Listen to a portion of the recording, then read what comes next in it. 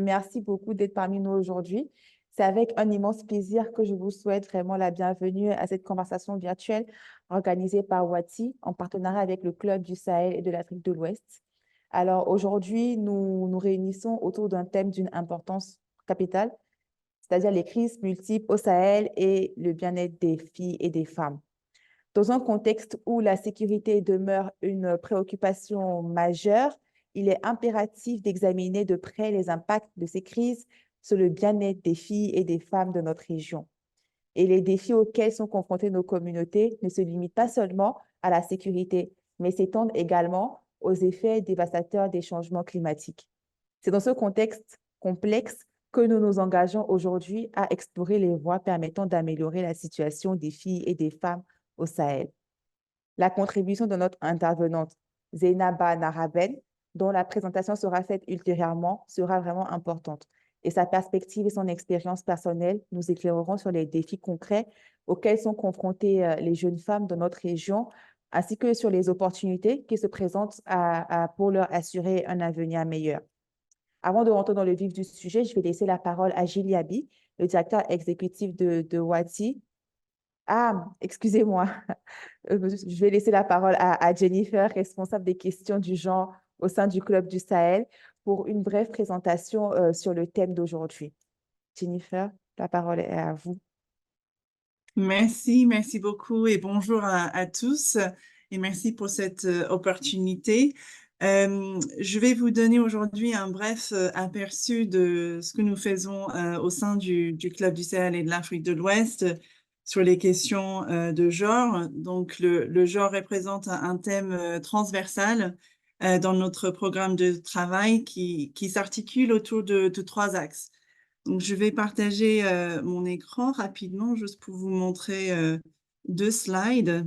OK, donc le premier axe, c'est le dialogue. Donc, à travers notre série de podcasts, Les femmes agentes de changement, le club s'engage dans un dialogue avec les organisations de la société civile sur les questions d'égalité hommes-femmes, sur différentes thématiques. Donc, par exemple, le genre et l'action climatique, la violence à l'égard des femmes, la sécurité alimentaire des femmes et des filles, l'entrepreneuriat féminin et bien d'autres encore. Donc, la série raconte l'histoire de femmes de différents horizons et met en évidence leur importante contribution à la promotion d'égalité femmes-hommes. Donc, à travers ces conversations, nous essayons au sein du club de mieux relier l'analyse factuelle au plaidoyer et à l'action de la société civile. Le deuxième axe est la désagrégation des données genrées lorsque cela est possible. Donc là, j'ai mis sur le slide un exemple de notre plateforme de données qui s'appelle MAPTA ou bien CARTA en français. Et donc, cette slide montre l'analyse des données sur la violence envers les femmes en Afrique de l'Ouest au cours des 20 dernières années. D'autres exemples incluent des données désagrégées sur la part de l'emploi des femmes, par exemple, dans l'économie alimentaire. Et nous mettrons les liens vers ces différentes ressources dans le chat pour que vous puissiez les explorer vous-même. Donc, le troisième volet, c'est les notes politiques, nos publications, en fait. Donc, sur le site du Club du Sahel et de l'Afrique de l'Ouest, vous trouverez toutes les publications disponibles, y compris celles qui sont liées au genre. Et donc aussi, je voudrais dire que le mois prochain, nous allons publier 2 papiers sur la mobilité accessible, durable et inclusive au Ghana avec une approche genrée.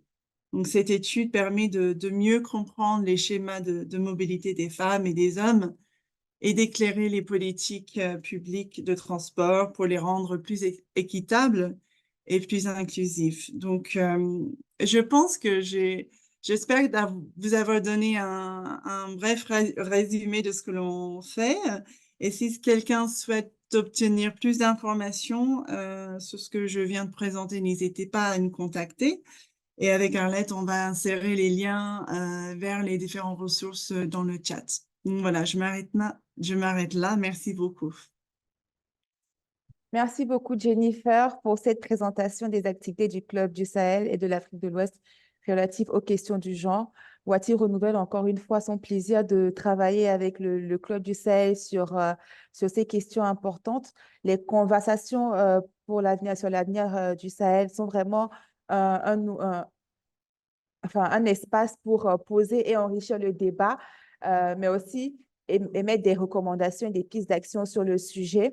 Comme elle l'a dit, vous aurez tous les liens au niveau du chat tout à l'heure pour pouvoir en savoir plus sur ce projet et sur les activités du Club du Sahel.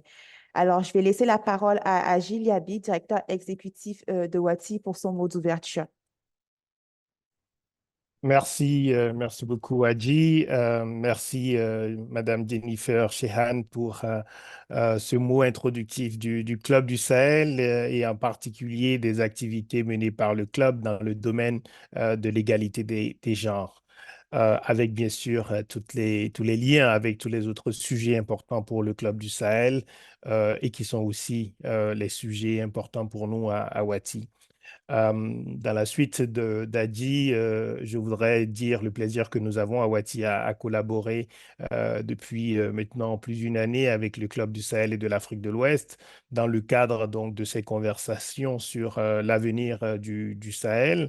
Tout en soulignant chaque fois évidemment le besoin de travailler sur le Sahel et sur l'ensemble de la région ouest africaine, toujours avec une optique d'intégration régionale.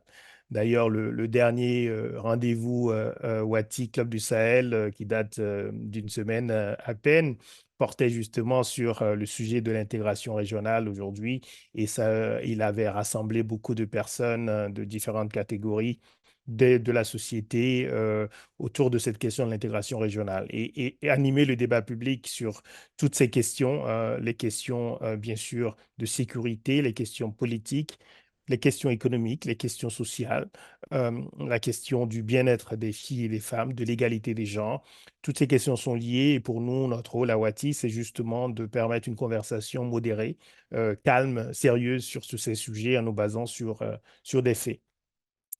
Euh, je vais être assez rapide, mais je tenais quand même à mentionner, à dire un mot sur le Sénégal, le pays où Wati est basé, même si nous travaillons sur l'ensemble de la région.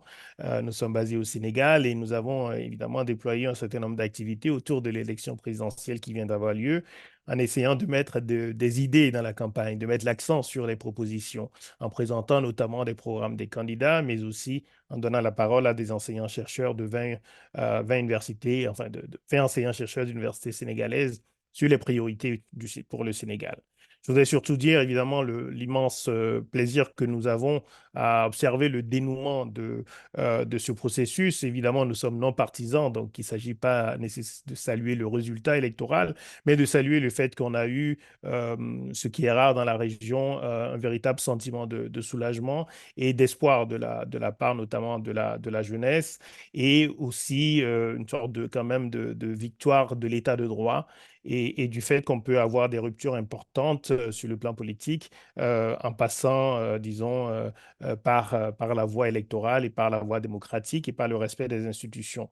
Et nous sommes bien sûr beaucoup plus de ce côté-là, du respect des institutions, que évidemment de l'inverse, parce que nous considérons que cela permet de créer les conditions d'une amélioration du bien-être de tout le monde et d'améliorer la sécurité, le sentiment de stabilité pour tout le monde. Et aujourd'hui, on le voit au Sénégal, il y a quand même une atmosphère beaucoup plus détendue et je crois que ça, c'est un élément qui mérite d'être souligné, en particulier dans le contexte régional actuel. Évidemment, au Sahel aussi, on observe toute la région, on a sans doute observé ce qui s'est passé au Sénégal. La situation sécuritaire, malheureusement, est très difficile dans les pays du Sahel. Et évidemment, ce contexte est très différent du Sénégal. Mais ce qui est constant, c'est bien sûr les demandes de la jeunesse, les attentes de la jeunesse dans toute la région. Ce sont à peu près les mêmes, les questions d'emploi, les questions d'épanouissement économique, les questions de sécurité. Et donc, je me réjouis qu'aujourd'hui, nous ayons l'occasion de parler du Sahel à nouveau, en particulier du Mali, mais à partir de l'exemple malien et de l'engagement de notre invitée, Madame Zeina Banaraben, que je salue et que je remercie de nous avoir rejoints, pour ce dialogue. Nous allons parler d'engagement des jeunes pour le climat, mais aussi de participation des jeunes de manière générale, de la situation des filles, de la situation des jeunes femmes. Nous allons parler sans doute aussi de manière générale de la situation sécuritaire et politique au Mali, la question du climat étant elle-même transversale. Et évidemment, on ne peut pas en parler sans la situer dans l'ensemble du contexte de la région.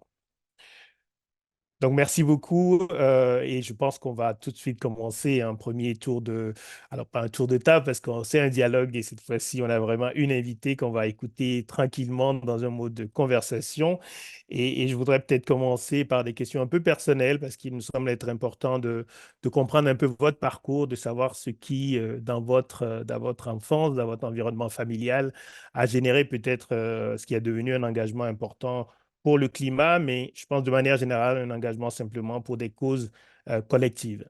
Donc voilà, peut-être nous rappeler un peu, nous dire un peu qui vous êtes, quel a été votre environnement familial, votre enfance et quelles sont les valeurs peut-être qui vous ont été transmises par la famille et par cet environnement.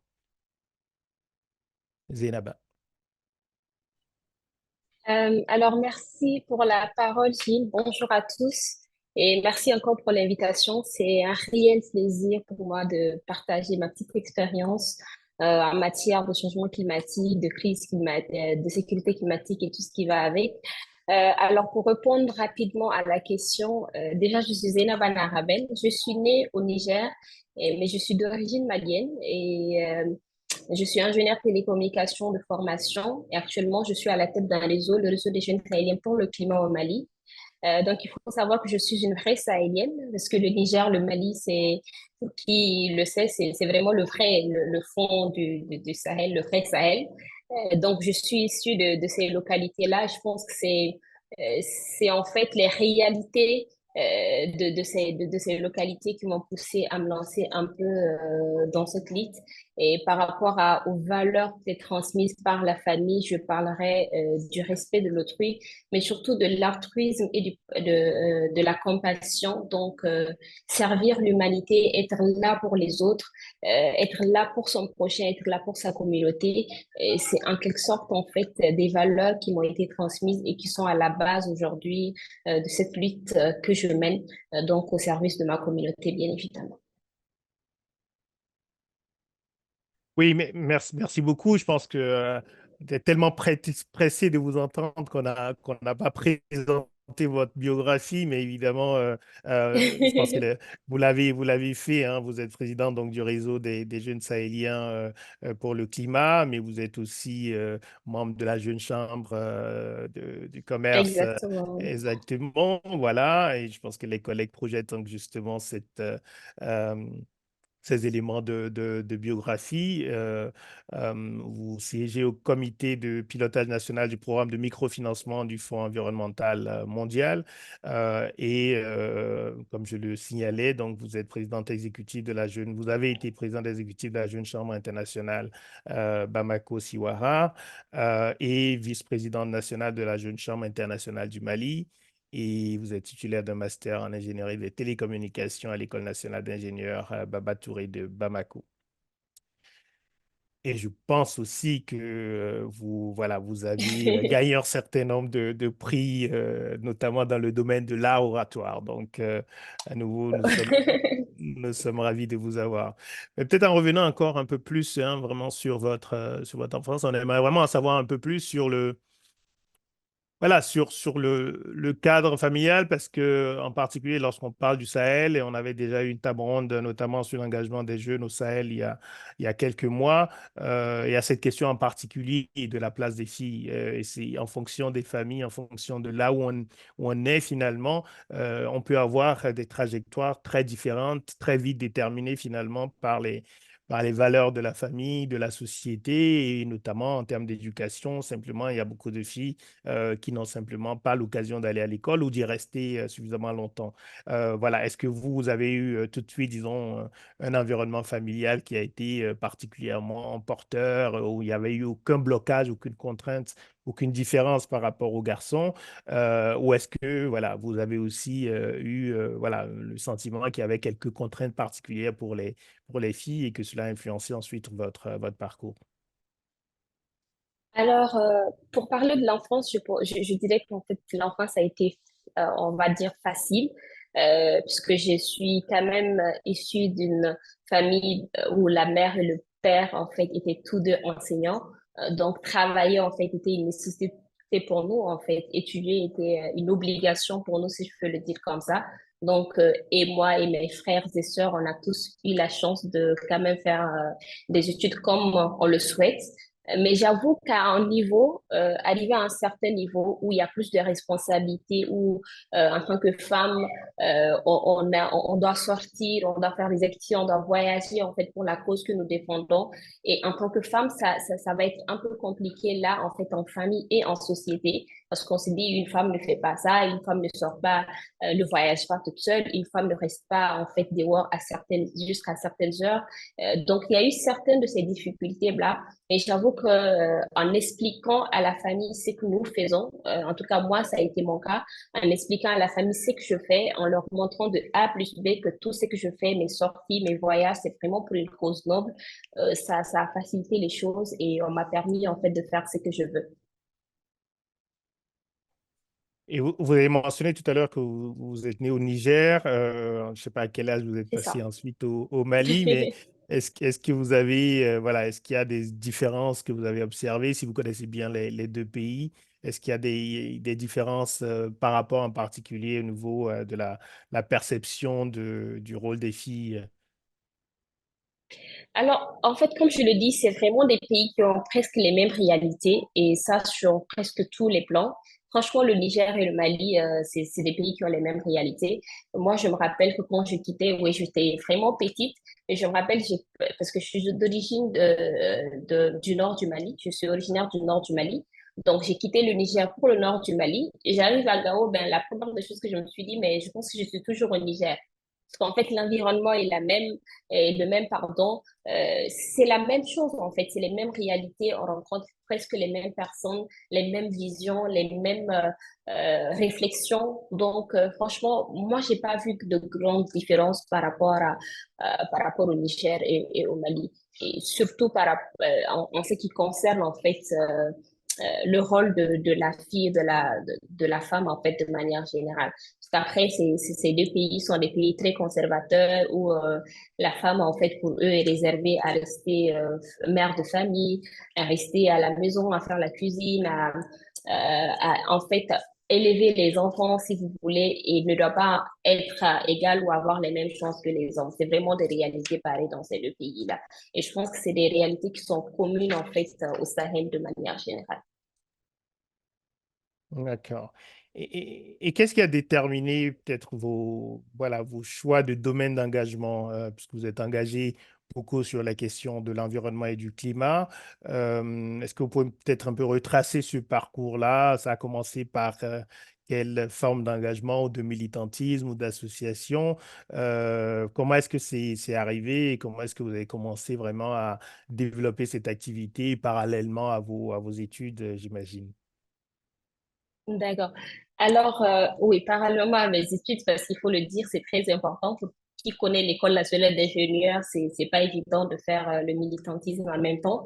Mais oui, la première des choses, je dirais, c'est vraiment cette valeur dont j'ai parlé au début, la compassion, le service, en fait, à la communauté. Donc, servir ma communauté, être là pour ma communauté, pour la société a été vraiment le déclic. Donc, j'ai commencé à travers la Jeune Chambre internationale. Je pense que vous l'avez énoncé tout à l'heure dans ma biographie. J'ai commencé en tant qu'observatrice. Je me suis dit, en fait, ben voilà des jeunes, en fait, qui sont là pour leur communauté. Voilà des jeunes qui travaillent, qui aident la communauté, qui aident ceux qui sont dans le besoin. Et je me suis engagée déjà en tant qu'observatrice. Et ben, beaucoup de gens m'ont dit, ben toi, je sens que on sent que tu peux faire carrière dans cette organisation, vu l'amour en fait de la chose, parce que je me dis tout le temps, que l'amour, en fait, de ce qu'on fait, c'est le plus important. Il faut aimer ce qu'on fait et on peut aller très loin dedans. Donc, j'ai commencé à servir au niveau de la Jeune Chambre internationale, au niveau de Bamako, tu verras plus précisément, qui est une organisation qui est orientée environnement. On fait beaucoup d'activités d'assainissement, de reboisement, mais en fait, je connaissais pas l'importance peut-être des déchets plastiques. Je me dis juste en fait que c'est de la saleté, on ne doit pas vivre dedans, la communauté ne doit pas vivre dedans. Donc voilà, on prend en fait, on ramasse les ordures sur les espaces publics. Après les reboisements, je me dis, OK, comme on le dit, qui plante un arbre n'a pas vécu inutilement. Partant de cette citation, je me dis, OK, on va en prendre des arbres, c'est vraiment servir sa communauté. Mais je connaissais pas en fait la source même de la chose. Pourquoi réellement planter un arbre peut aider ma communauté à un certain niveau, donc protéger la planète, protéger le continent, si je peux le dire ainsi. Donc, j'ai commencé à faire des recherches. J'ai été présidente de l'organisation en 2022 et c'est à la suite de ma présidence, en fait, que je me suis lancée dans la lutte contre les changements climatiques parce que je me suis énormément renseignée, j'ai énormément appris et j'ai compris surtout, en fait, l'impact des changements climatiques, l'impact de nos actions en tant qu'êtres humains sur le climat et comment nous engendrons, en fait, tous ces effets négatifs sur le climat. J'ai compris surtout en fait que l'Afrique était dans une mauvaise posture par rapport à cela, que nous subissons plus alors que nous produisons moins. Il faut savoir que l'Afrique est à la base de moins de 4% euh, d'émissions de gaz à effet de serre, mais pourtant en 2022, l'ONU a montré que plus de 110 millions d'Africains sont directement touchés par les changements climatiques et cela engendre un dommage économique de plusieurs milliards de dollars. Donc toutes ces recherches, toutes ces informations m'ont poussé à me dire, attends, je suis jeune en fait, je suis africaine, je suis sahélienne et si nous subissons autant, il faudrait déjà qu'on se forme, qu'on connaisse en fait ce que c'est réellement, c'est quoi les changements climatiques, c'est quoi les impacts des changements climatiques et qu'est-ce que nous pouvons faire en tant que jeunes pour lutter en fait aussi, pour contribuer à la lutte contre les changements climatiques, contribuer à une Afrique en fait qui arrive à s'adapter, à être résiliente vis-à-vis du changement climatique. Donc c'est comme ça que je me suis lancée dans cette lutte-là. Et vous allez voir qu'au niveau du réseau que je dirige, nous sommes beaucoup plus focus sur la formation, la sensibilisation et l'information, parce qu'on se dit qu'aujourd'hui, les jeunes sahéliennes ne vont pas à l'information, ne connaissent en fait pas l'impact que même leurs actions a sur le climat aujourd'hui. Donc, il y a tout ça, en fait. Franchement, c'est toutes ces recherches-là qui m'ont guidée, qui m'ont amené à me lancer dans cette lutte contre les changements climatiques. Et comme je l'ai dit, je suis du nord du Mali et au-delà du Sahel, c'est vraiment une localité qui est extrêmement touchée par les changements climatiques, où il y a une extrême chaleur, où il y a un manque d'eau, il y a énormément de problèmes liés au changement climatique. Donc, je me dis qu'en fait, cette lutte, c'est pas seulement, je le fais pour moi, mais aussi pour ma communauté, pour de là où je viens surtout, en fait, et je dois cela bien évidemment à cette localité-là. Merci beaucoup. Alors, je signale juste pour que, évidemment, vous parlez depuis le Mali où il y a quelques soucis d'approvisionnement électrique en ce moment. Donc, on espère que ça va tenir. Mais à nouveau, on travaille sur la région et on s'adapte et on doit s'adapter au contexte de la région et à ses difficultés. Voilà, mais c'était important peut-être voilà, de le signaler. Peut-être une dernière question avant que je ne passe la main à ma collègue Mariem qui va venir revenir de manière plus précise sur la question des filles et des femmes, mais aussi sur votre engagement sur le changement climatique. D'abord, je rappelle que le premier dialogue qu'on avait organisé dans le cadre de ce partenariat, c'était avec Youba Sokona, le professeur Youba Sokona, malien également, et qui a été vice-président du GIEC. Donc, conversation très riche que vous pouvez toujours retrouver sur la chaîne YouTube de Wati et qui montrait vraiment tous les liens entre changement climatique, économie, la possibilité aussi de faire de cette lutte finalement une opportunité, en particulier Exactement. pour les jeunes. Et je pense que c'est vraiment, voilà, c'est très bien d'avoir cette conversation avec le volet un peu scientifique et de voir comment est-ce que les jeunes et votre engagement peut rejoindre totalement également cette vision transversale de la lutte contre le changement climatique. Peut-être ma dernière question, c'est aujourd'hui, lorsque vous regardez la situation au Mali en particulier et que vous regardez ce que vous avez essayé de faire au fil des ans sur la sensibilisation au changement climatique, est-ce que ça reste un sujet important? Est-ce que, compte tenu de la situation sécuritaire difficile, vous êtes du nord du Mali, vous l'avez souligné, la situation reste très, très volatile. Est-ce que c'est facile encore de parler de changement climatique aux jeunes dans le contexte actuel? Ou c'est une question qui est perçue un peu comme une question de long terme? Finalement, le plus important, c'est d'abord de retrouver la sécurité et de stabiliser le pays. D'accord. Alors, je dirais que c'est facile déjà, surtout pour les jeunes, pour la communauté internationale. Et ils le font, il faudrait aussi le dire. Je le disais tantôt, les jeunes ne sont pas informés par rapport à tout ça. Mais force est de reconnaître aussi qu'il y a beaucoup d'organisations internationales aujourd'hui au Mali. Beaucoup de partenaires du Mali essayent d'inclure en fait ce volet changement climatique dans leur programme pour pouvoir plus impliquer la jeunesse malienne dans ce processus-là. Donc, oui, je dirais que, en fait, on arrive à en parler, mais il y a un problème, c'est que malheureusement, euh, c'est pas une priorité, comme j'aime bien le dire, pour notre État. On se dit qu'en fait, il y a d'autres priorités, il y a plus la sécurité, mais j'ai l'habitude de le dire, en fait, c'est vrai que l'insécurité est très grave, c'est vrai qu'il faut de la sécurité, et il faut solutionner cela. Mais la crise climatique, en fait, si on ne fait rien, sera pire. Parce que oui, l'insécurité va amener des dégâts, mais si on ne fait rien par rapport à la crise climatique, on se retrouvera en fait un jour sans monde où en fait nous allons tous être détruits par les effets du changement climatique. Et il est important aujourd'hui qu'on priorise également cela. Donc malheureusement, personnellement, je me dis que au niveau de nos États, ces questions climatiques ne sont pas une priorité. Et je ne le dis pas qu'au Mali, mais de l'Afrique et du Sahel de manière générale. J'étais à la COP28 récemment à Dubaï et je l'ai dit, en fait, comparé aux autres pays qui sont présents, aux autres pays du monde, on voit tellement d'avancées, on voit tellement d'actions qui sont menées, on voit tellement d'implications des gouvernements par rapport à la question, mais ce n'est pas le cas au Sahel, malheureusement, ce n'est pas le cas de nos pays, malheureusement. Il faudrait qu'on revoie beaucoup cela. On remercie déjà ceux qui essayent d'agir en conséquence, mais je pense que c'est très peu et il faudrait euh, qu'on agisse plus en fait pour lutter contre les changements climatiques et pour rendre nos pays plus résilients face aux effets du changement climatique. Merci beaucoup. À nouveau, on va sans doute aller plus loin aussi tout de suite avec Mariam Cissé, donc à qui je passe la parole et je vous retrouve tout à l'heure. Merci beaucoup, Gilles. Merci beaucoup à Zéna pour ces premiers éléments de réponse. Donc, bonjour à tous. Je m'associe au remerciement de Hadji à l'endroit du Club du Sahel et de l'Afrique de l'Ouest et aux différents participants qui sont en train de suivre cette discussion.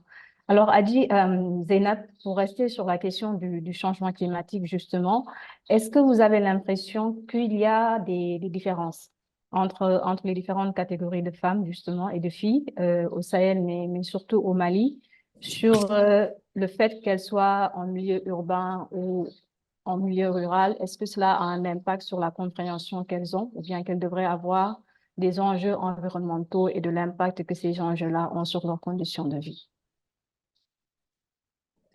Alors, je pense que oui, il y a une différence, il y a une très grande différence. Et cette différence, en fait, peut être influencée par plusieurs facteurs, par divers facteurs tels que l'accès à l'éducation, aux opportunités économiques et aussi à la disons, aux infrastructures. Donc, parlons en fait des femmes et des filles en milieu urbain. En fait, je vais m'inclure en fait dans cette catégorie de femmes. Nous avons un accès facile à l'éducation et à l'information. Donc, on peut facilement s'informer, comme je le disais. Moi, j'ai juste vu les effets. Je me suis dit, bon, qu'est-ce qui amène cela? il faudrait que j'aille en fait à la recherche. J'ai accès à Internet, j'ai accès à beaucoup de choses. C'est facile pour moi en fait de m'informer et de m'éduquer par rapport à cela. Et il y a aussi cette facilité de participer à des initiatives environnementales quand on est dans un milieu urbain. Donc, c'est vraiment l'information, mais force est de reconnaître que la majeure partie des jeunes en milieu urbain aussi ne vont pas forcément vers cette information, ne priorisent pas forcément les questions liées au changement climatique, comme je le disais tantôt. Maintenant, par rapport au milieu rural, c'est que les femmes et les filles en milieu rural sont limitées. Comme je disais, par rapport à l'éducation, les filles ne sont pas forcément scolarisées, les femmes ne le sont pas forcément, ou sinon, arrivées à un moment donné, elles arrêtent pour aller faire en fait office de femme de foyer, rester à la maison, faire la cuisine et tout ce qui va avec. Donc, à quand est-ce qu'elles peuvent avoir le temps d'aller à l'information?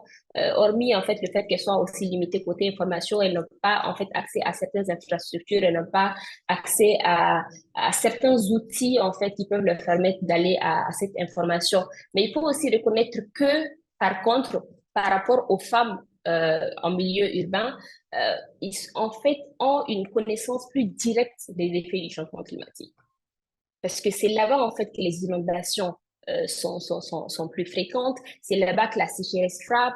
C'est à milieu urbain, en fait, qu'il y a des tarissements des cours d'eau, que les terres, en fait, ne sont plus fertiles à l'agriculture. Donc, eux, en fait, ils ont cet impact direct. Elles ont, disons, cet impact direct, des impacts, en fait, environnementaux sur leur vie quotidienne. Donc, je peux dire, en fait, que les réponses par rapport à ça peuvent varier en fonction des facteurs contextuels. Donc, les femmes urbaines ont accès à l'information, donc elles doivent aller à cette information-là, mais aussi les femmes rurales, eux, comme je le disais, ont cet impact direct-là sur leur vie quotidienne. Justement, parlant de cet impact-là sur leur vie quotidienne, quels sont, selon vous, en fonction du contexte malien, bien sûr, les impacts que vous avez notés, directs que les changements climatiques ont sur leurs conditions de vie, qu'ils soient liés, par exemple, à l'accès à l'eau potable, à l'accès à des services sanitaires ou tout simplement par rapport à leurs différentes activités économiques au quotidien? Oui, c'est comme vous l'avez dit, je pense l'avoir dit précédemment, il y a la sécheresse en fait qui frappe une bonne partie du centre et comme je le dis du nord du Mali, les inondations qui sont de plus en plus très fréquentes où souvent en fait le manque disons, le déséquilibre, si je peux le dire comme ça, d'eau. Donc souvent on a de l'eau, souvent on n'en a pas, le tarissement en fait comment on appelle ça, le tarissement justement, et tout ce qui va avec, en fait, et la sécheresse, je l'ai dit, il y a également le fait que, et ça, je pense que c'est un peu général, un peu euh, général par rapport au Sahel, par rapport à l'Afrique, le fait qu'il y ait, ou sinon par rapport à la planète de manière générale, le fait que le continent ait des pluies, et je pense que 2022 a été quand même l'année la plus chaude qui a été enregistrée depuis le temps. Donc, il y a tous ces impacts-là aujourd'hui et propre au Mali, c'est vraiment ces inondations, ces manques d'eau, cette indisponibilité de terres fertiles parce que le Mali est aujourd'hui un pays qui, en majorité, dépend de l'agriculture. Et avec les effets du changement climatique, on a cette indisponibilité de terres fertiles, c'est qui joue sur cette production, sur l'agriculture et de manière générale sur les femmes parce que quand vous voyez, quand vous allez en milieu rural, c'est ces femmes en fait qui sont à la base de ces activités-là, c'est elles qui vont, c'est elles qui cultivent et c'est après sur elles en fait que la sécurité alimentaire de la famille repose, pardon. Merci beaucoup, Zeynab. Alors, on a commencé un peu avec un focus sur les aspects environnementaux, mais malheureusement, les crises au Sahel sont multiples, comme on l'a dit dans la thématique. Ce sont des crises qui sont de nature politique, sécuritaire, humanitaire et qui malheureusement touchent les femmes. Et justement, par rapport à ces différentes crises-là, comment est-ce que cela affecte spécifiquement les femmes et les filles au Sahel, notamment au Mali, que vous connaissez certainement plus, Zeynab? Alors, comment ça affecte spécifiquement les filles, les femmes et les filles? Je dirais déjà, en fait, c'est de diverses manières. Déjà, nous avons les violences sexuelles. En fait, en temps de crise, en temps de conflit, les filles et les femmes font face en fait à des violences sexuelles, que ce soit le viol, l'exploitation sexuelle, les mariages forcés, les mutilations génitales féminines. Tout ça, en fait, sont des violences auxquelles les filles et les femmes font face en temps de crise et en temps de conflit. Je me rappelle en fait qu'en 2012, je n'étais pas sur place, mais il a été dit qu'en fait, il y a des femmes qui se faisaient violer devant leurs jeunes garçons, devant leurs garçons, devant leur mari. Et je pense que c'est vraiment des violences au-delà d'être sexuelles, mais aussi psychologiques, en fait, auxquelles les femmes font face. Il y a aussi l'accès limité aux services de santé, comme vous l'avez dit, et aussi à l'éducation. Les femmes ont beaucoup de difficultés à avoir accès aux soins de santé en temps de crise. Comment sortir en fait et se rendre dans un centre de santé si ça ne va pas et si en fait les centres de santé sont obligés, disons les agents de santé sont obligés de se déplacer, de partir à cause de la crise. Donc il y a aussi les soins, disons, la santé maternelle et reproductive, dont ils sont obligés de rester en famille, de rester chez elles pour accoucher, pardon, si je peux le dire comme ça. Et aussi, comme je le disais, accès limité à l'éducation. Donc, il y a beaucoup de fermetures d'écoles. Par exemple, au Mali, il y a énormément d'écoles qui ont été fermées à cause de la crise et qui, d'ailleurs, sont toujours fermées. C'est vrai ça va aujourd'hui. On arrive, en fait, de plus en plus à gagner du territoire par rapport au nord et au centre du Mali. Et je pense qu'il y a des écoles qui s'ouvrent au fur et à mesure. Mais il faut reconnaître qu'avec la crise depuis 2012, il y a énormément d'écoles qui se sont fermées et donc cela engendre en fait la déscolarisation d'énormément de jeunes filles. Enfin, je parlerai aussi du déplacement et de la migration forcée. En temps de crise, en temps de conflit, en fait, les familles sont souvent obligées de fuir leur domicile pour aller en fait s'installer ailleurs. Et en fuyant, en se déplaçant, c'est les femmes et les filles qui sont bien évidemment les plus exposées. Ils seront exposés à des risques de violence et aussi à des exploitations.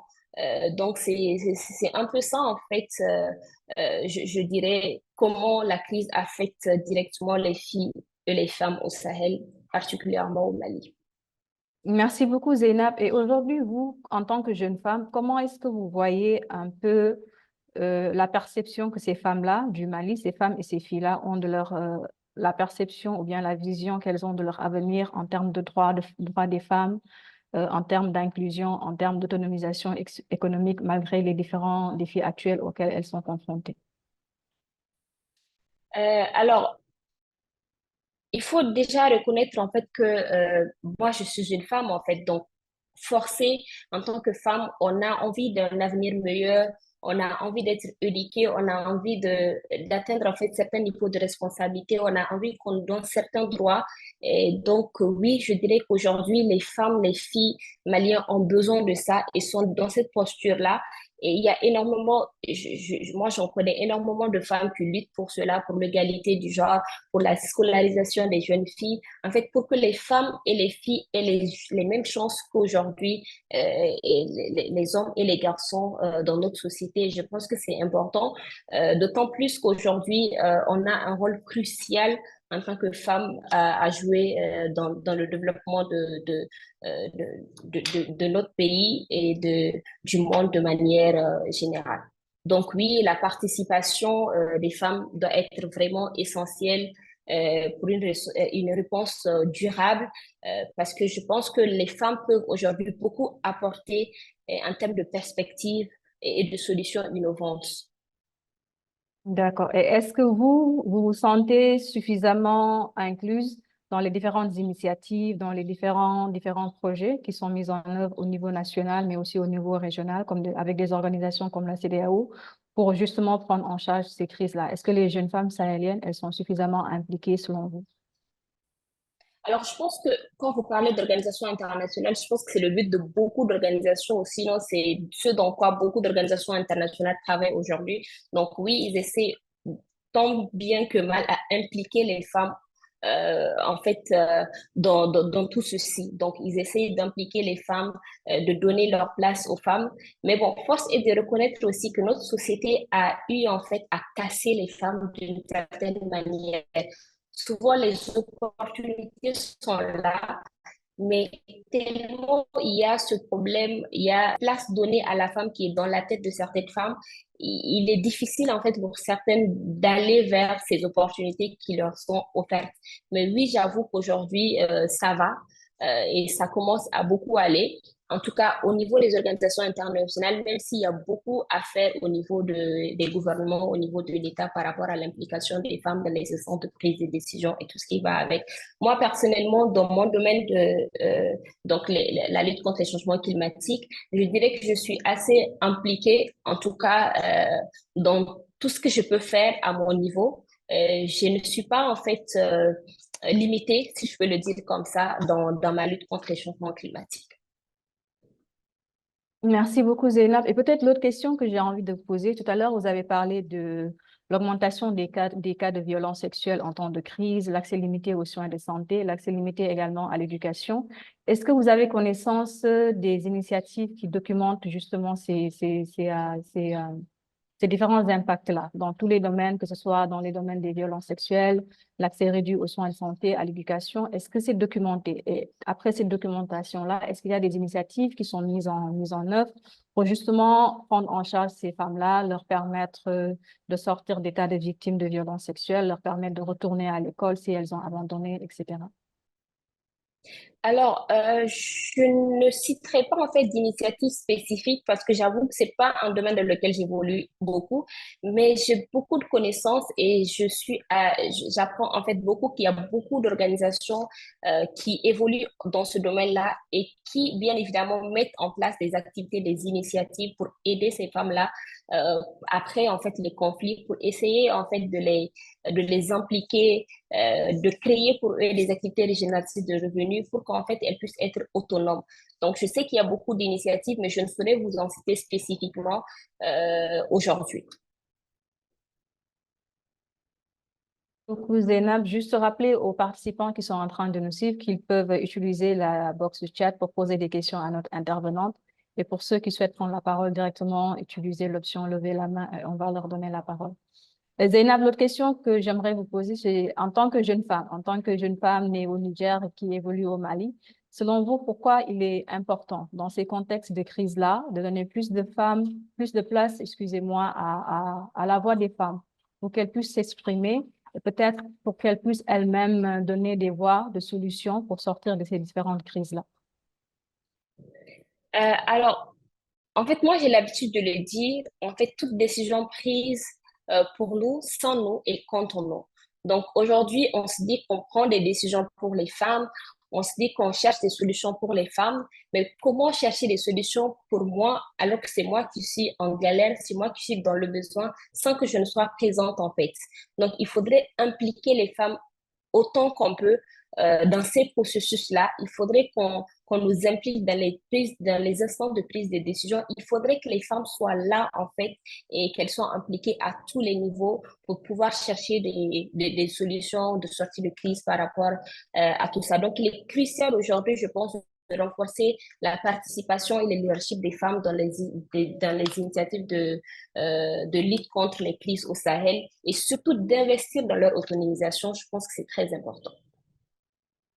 Investir dans leur autonomisation. Et selon vous, quel serait le domaine prioritaire justement pour investir dans cette autonomisation des femmes-là? Est-ce qu'il faudrait faire de telle sorte qu'elles aient plus accès à l'éducation? Est-ce qu'il faudrait faire de telle sorte qu'elles aient plus accès aux ressources économiques? Ou tout simplement renforcer leur participation politique, que ce soit au niveau local et au niveau national également?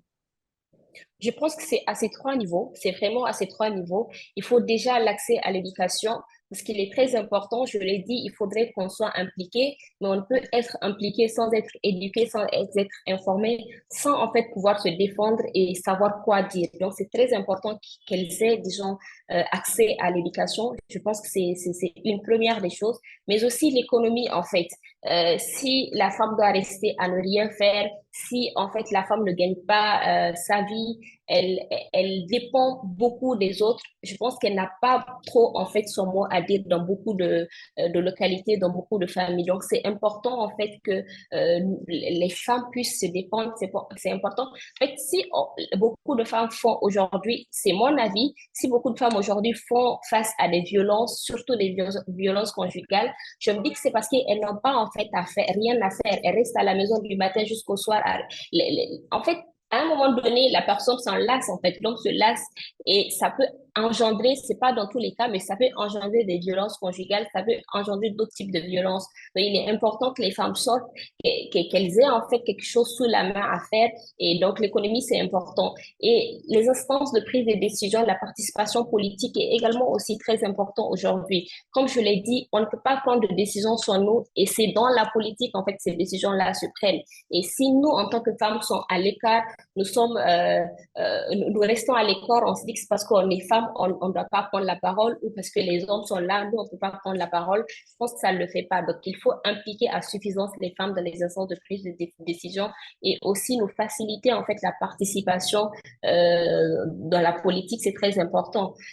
Comme on le dit, en fait, tout ce que la femme fait, elle le fait bien. Donc, pourquoi ne pas nous donner la chance dans ce domaine également? Surtout ça, tout ce que la femme fait, elle le fait bien, mais dans le contexte dans lequel nous évoluons, que ce soit au Mali, au Sénégal, au Niger, les populations, en tout cas, ont une certaine perception de la femme qui justement fait que elles ont du mal à reconnaître le bien fondé peut-être de l'action des femmes. Et c'est ce qui me mène à vous poser la question suivante. On a commencé cette conversation justement avec votre trajectoire, votre engagement. Euh, Est-ce que vous avez eu justement dans les différentes activités que vous menez, que ce soit pour la lutte contre le changement climatique, mais aussi dans un contexte de conflits, de crises au Mali, est-ce que vous avez eu des difficultés, des obstacles qui sont seulement liés au fait que vous soyez une femme ou que vous avez senti en tout cas étant seulement liés au fait que vous soyez une femme? Alors déjà, comme je le disais, je pense l'avoir dit au début de mon intervention, déjà la société, c'est vraiment un très grand poids. On se dit que quand c'est une femme et elle sort tout le temps, c'est elle qui parle tout le temps devant les hommes, c'est elle qui a tout le temps le micro. On te traite en fait de certains noms. On te traite peut-être de mal éduqué parce que pour notre société, pour nos sociétés, la femme ne doit pas prendre la parole devant les hommes, la femme ne doit pas hausser la voix, la femme ne doit pas en fait tout simplement donner ses idées, donner son avis en fait devant certaines personnes. Donc il y a cet aspect-là. Oui, donc je pense que c'est cela. Alors, on va enchaîner avec la dernière partie de cette conversation qui consiste à faire la réponse aux questions des participants. Je vois qu'on en a déjà deux.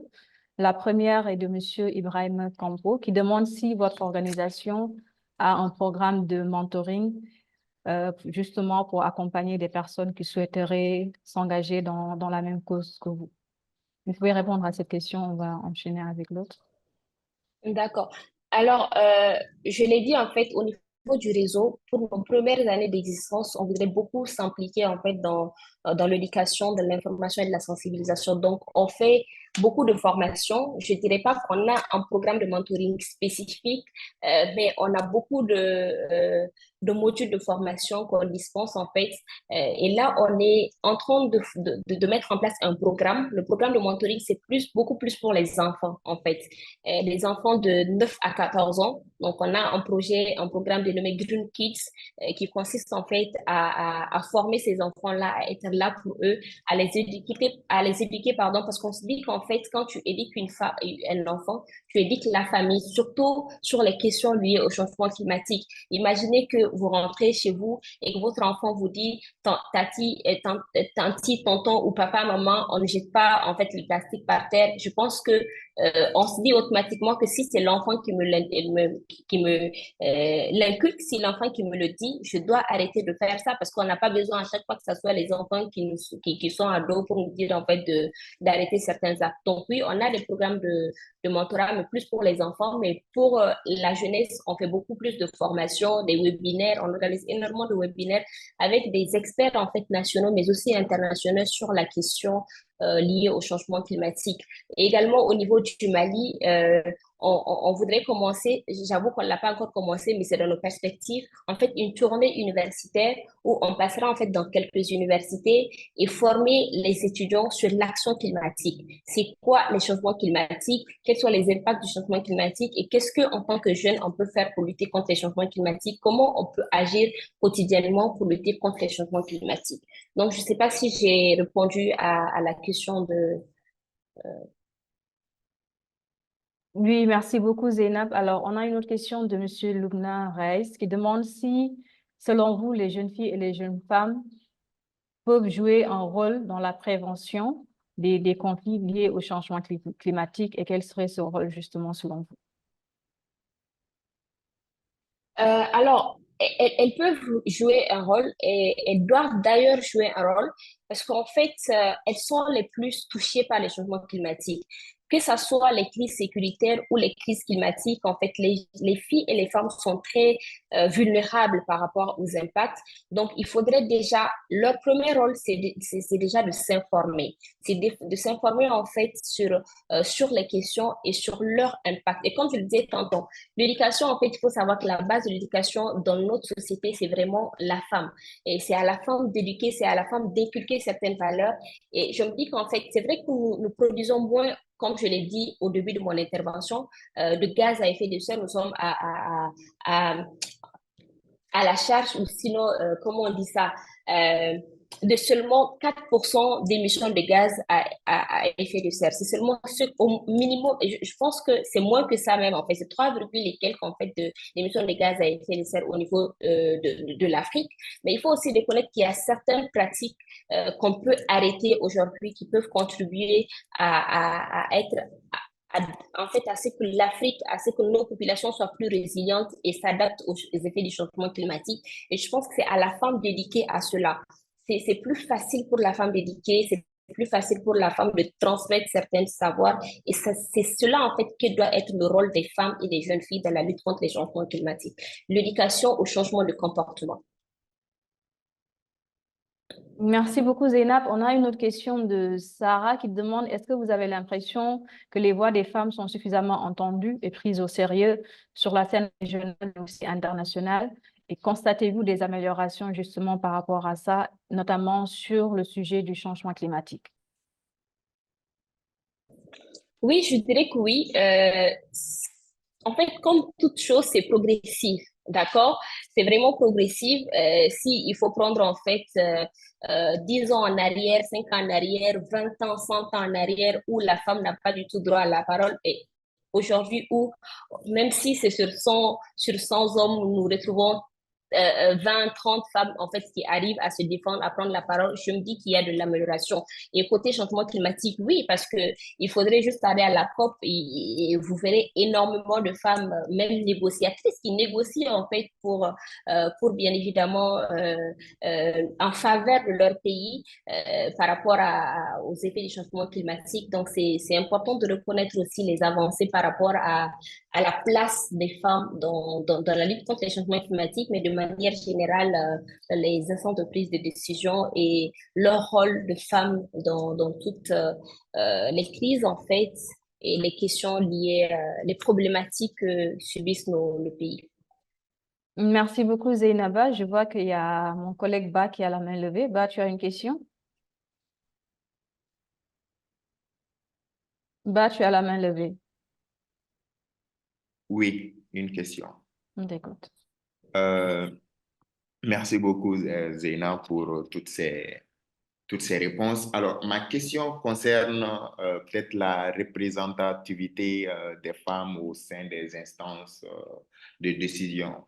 On a vu en 2015, le Mali a voté une loi sur le quota, c'est-à-dire donner 30% de quota aux femmes, c'est-à-dire en faisant la promotion de la représentativité des femmes dans les institutions politiques et publiques du pays.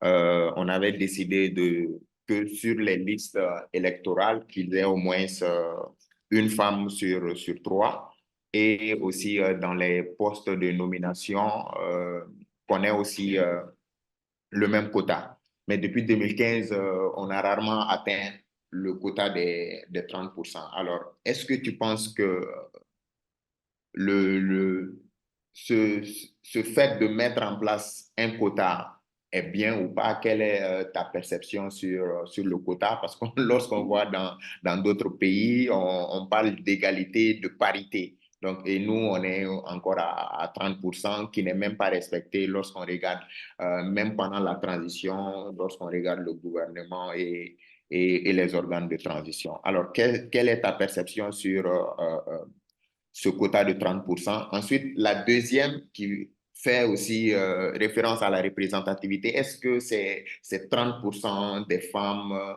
seraient représentatifs des femmes? Est-ce que peut-être toi, en tant que jeune, en tant que leader, est-ce que tu représentes en quelque sorte les femmes ou les jeunes filles? Merci beaucoup. Alors, merci pour la question, déjà, je pense que ce quota de 30% est relatif, en fait. C'est pas relatif qu'aux femmes, mais plutôt au genre. Donc, ça veut dire, en fait, que je ne suis pas spécialiste du genre, franchement, c'est pas du tout mon domaine, mais c'est ma compréhension, en fait, de la chose. Ça veut dire que, en fait, dans des instances, que ça soit politique, ou tout ce qui va avec, c'est pas, en fait, que sur tu l'as dit, hein, sur 2 hommes, en fait, qu'il y ait 3 femmes, je pense, c'est comme ça que tu l'as dit. Non, sur 3 femmes qui est, disons, sur 3 personnes qui est une femme, mais c'est relatif, en fait. C'est que sur ces 3 personnes, il y ait également un homme, que ça soit, en fait, 2 femmes et un homme. Ça aussi, c'est possible. Donc, c'est relatif au genre.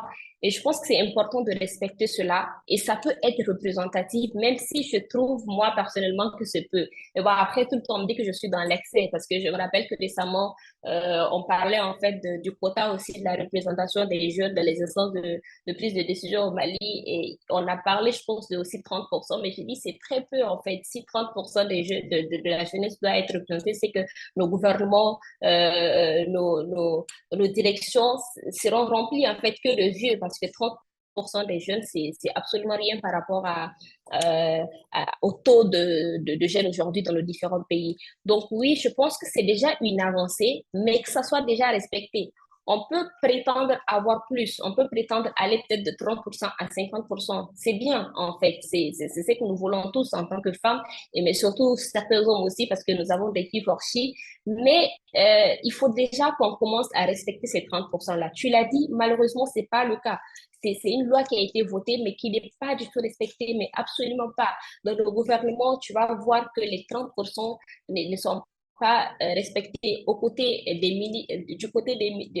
ministres, en fait, donc du côté du gouvernement, du côté de l'Assemblée, donc les députés. En fait, c'est pas du tout respecté. C'est pas du tout respecté. Et il faudrait que la lutte, en fait, soit à ce niveau déjà, que cette loi soit déjà respectée, parce que c'est une loi qui a été votée, parce que nous sommes trop forts dans l'application, disons, dans le vote des lois. On a voté une loi, la loi est là, mais l'application est très difficile pour nos pays, l'application est très difficile pour nos gouvernements, et on doit déjà commencer par là, et la lutte, je pense, doit commencer par là. Maintenant, ensuite, on peut prétendre avoir plus.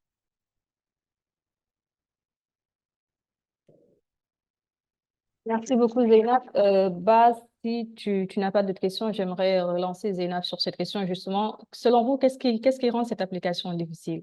Est-ce que c'est le contexte socioculturel, c'est le contexte religieux au Mali, leur façon de voir les droits des femmes? Selon vous, justement, quels sont les obstacles à ce niveau qui rendent cette application difficile, mais pas seulement cette application, toutes les autres questions qui sont en rapport avec les droits des femmes? C'est ça, en fait, c'est la société. Franchement, c'est les contextes sociaux, culturels, comme vous l'avez dit, parce que dans nos sociétés, la femme n'a pas, en fait, ce droit. Dans nos sociétés, la femme n'est pas faite pour les bureaux, la femme n'est pas faite pour être dans la politique, la femme n'est pas faite pour être ministre, pour être présidente. Je me rappelle que récemment, j'ai une jeune sœur, en fait, une amie au niveau du Mali, elle est journaliste. Elle a organisé, en fait, aussi, là, une émission. Elle voulait faire une émission sur... elle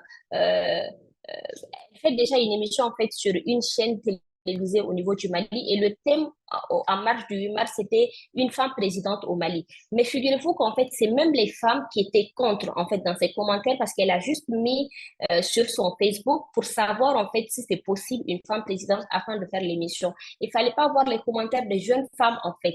Et c'est nous-mêmes femmes parce que on se dit que la société, en fait, c'est psychologique. C'est ce que je dis tout le temps. On nous a éduqués en ce sens-là que la femme doit toujours être inférieure, la femme doit toujours rester à côté, la femme doit toujours rester en fait dans son coin et ne pas pouvoir se défendre, ne pas parler. Et on grandit avec ça. Et c'est cette éducation en fait qu'on a même en tant que femme. Donc, imaginez-vous que même les femmes ne sont pas pour, en fait, ce genre de décision. Comment les hommes peuvent l'être? Donc, c'est ça le problème. C'est vraiment la société. La société essaie de nous l'imposer et on doit commencer à inculquer d'autres valeurs depuis l'enfance et aux hommes, mais aussi aux filles. Il faut qu'à l'enfance, c'est pourquoi en fait je disais tout à l'heure, nous au niveau de l'éducation environnementale, on a voulu commencer à l'enfance. Parce qu'après, à un niveau, quand tu arrives à un certain niveau de maturité, à un certain niveau, un certain âge, c'est très difficile de changer la mentalité des gens. On grandit avec ces choses et on est très difficile à être convaincu en fait par certaines choses. Mais quand on commence dès le bas âge, là ça va parce qu'on grandit avec cette éducation, on grandit avec certaines mentalités et là ça peut le faire.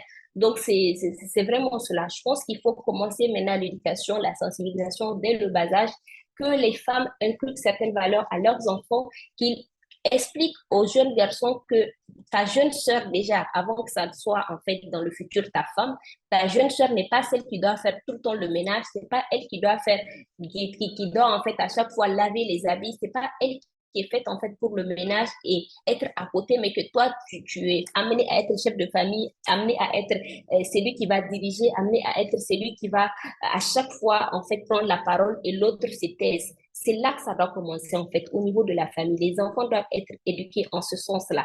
Au moment où la jeune fille dans la famille prend le balai pour balayer, on doit aussi donner le balai pour le jeune garçon pour le faire, en fait. Moi, je ne suis pas beaucoup pour l'égalité des sexes. Franchement, je ne suis pas pour ça. Mais je dis que l'égalité des chances est très importante aujourd'hui. Il faut qu'on ait la chance, en fait, que les hommes et les femmes aient la même chance.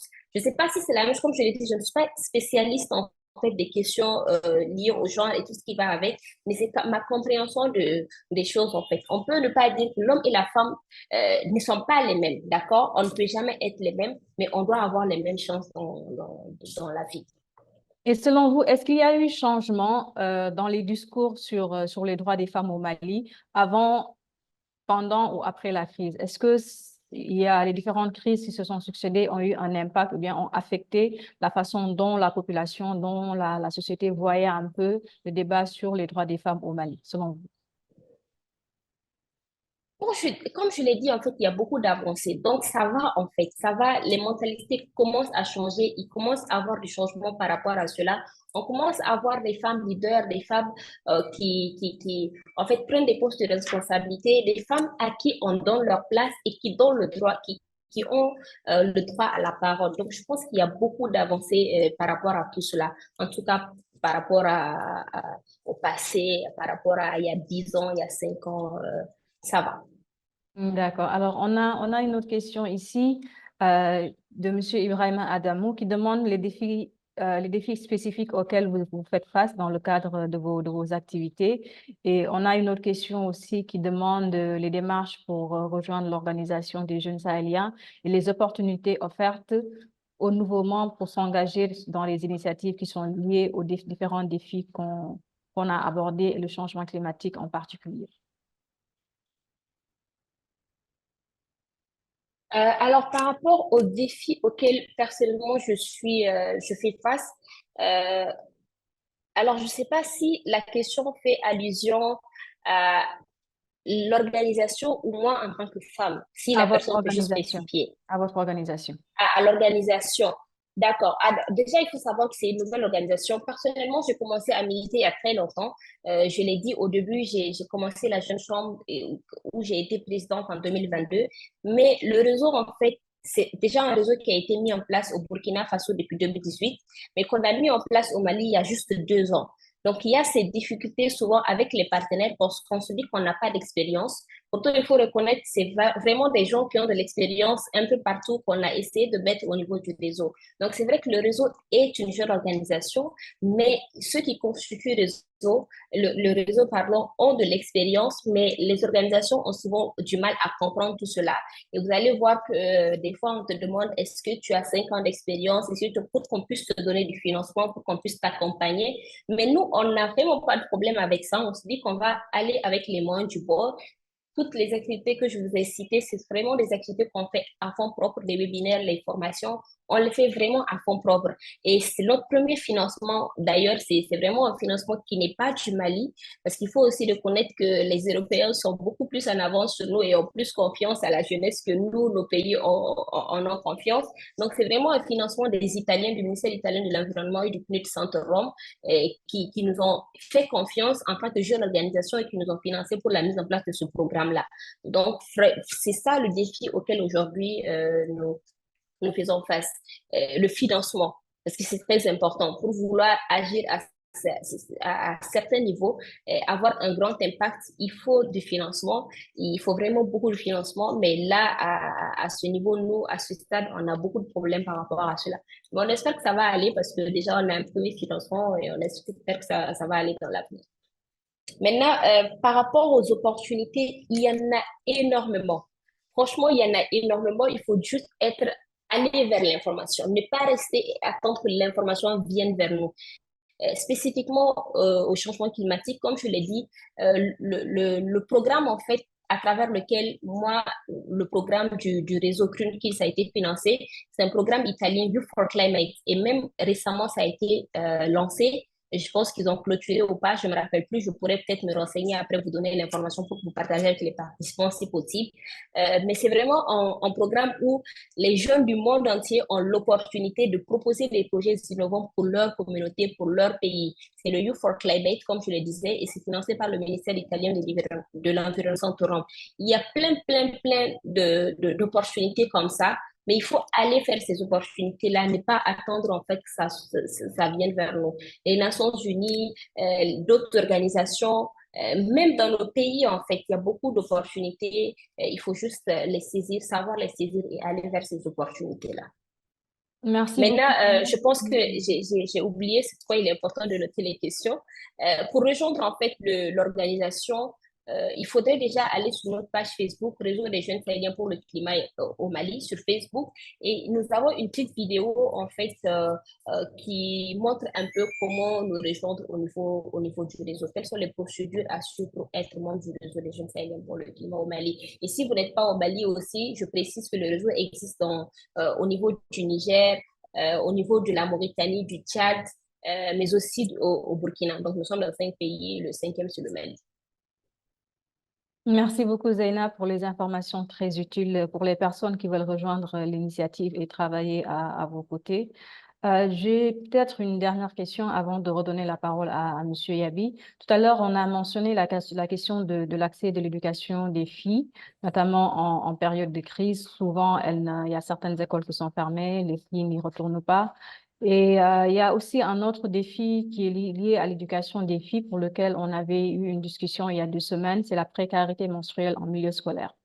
Les fois où les filles sont obligées de rater des jours d'école, des jours de formation parce qu'elles sont en période de menstrues et que l'établissement scolaire, malheureusement, n'offre pas toutes les commodités nécessaires pour qu'elles puissent être dans des conditions d'hygiène optimales ou souvent justement parce que pour des raisons économiques, elles n'ont tout simplement pas les moyens pour se protéger comme il faut.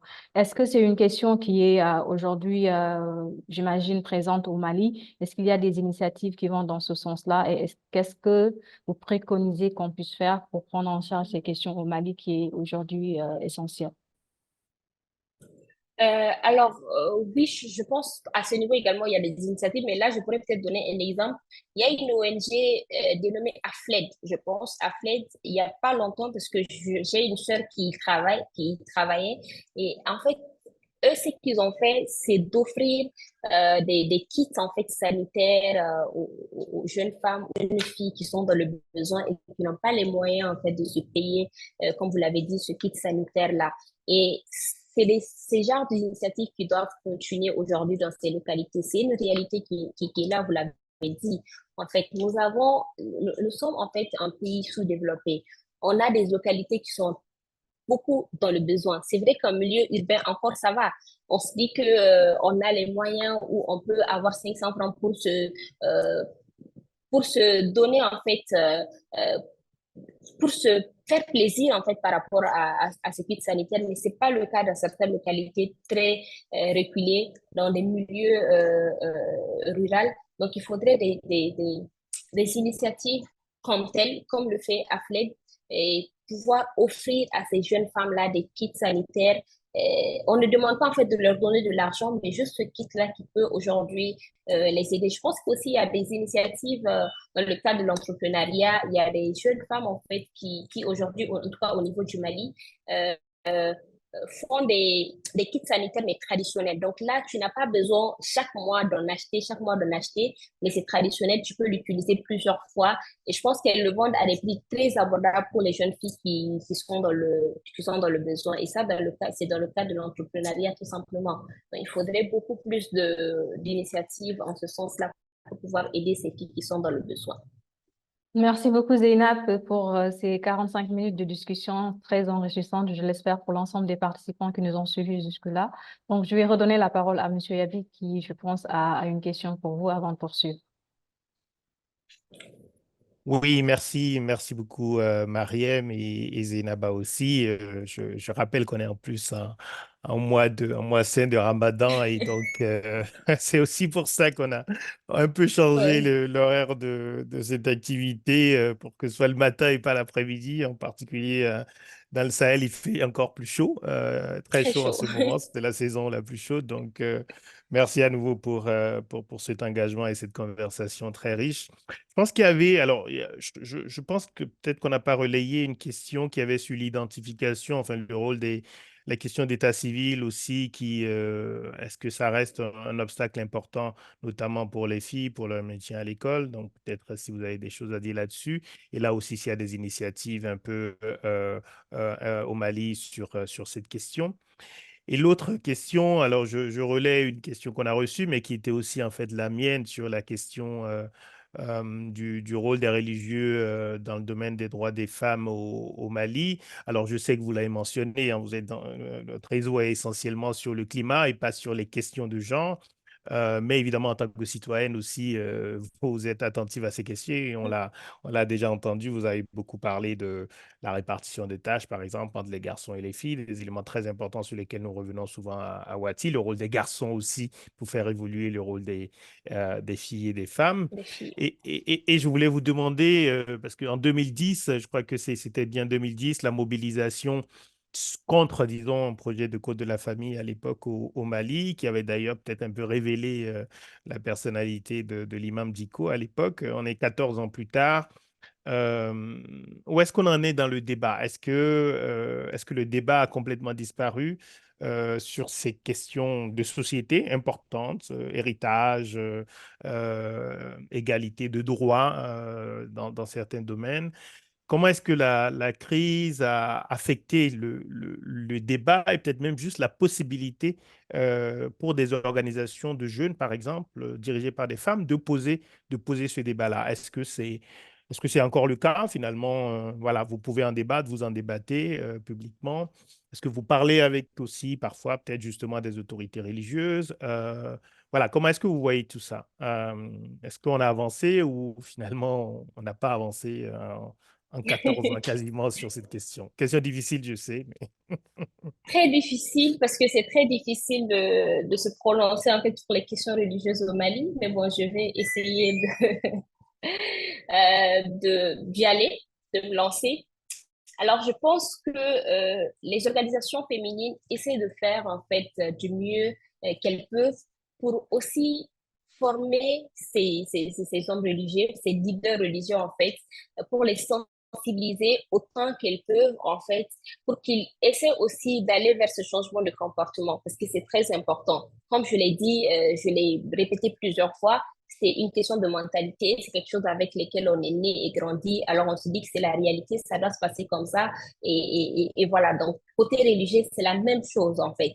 C'est vraiment la même chose, mais les organisations féminines font de ce qu'elles peuvent, pardon. Moi, j'ai quand même été témoin de plusieurs activités des organisations féminines au Mali où ils impliquent les leaders religieux, où ils les appellent en fait. Et ces leaders, par exemple, par rapport aux mutilations génitales féminines, je sais qu'il y a beaucoup de leaders religieux au Mali aujourd'hui qui participent à des activités par rapport à ça pour parler en fait de l'avis de la religion, de ce que pense la religion des mutilations génitales féminines et dire en fait que c'est pas une obligation en islam et je trouve que c'est vraiment de grandes avancées aujourd'hui.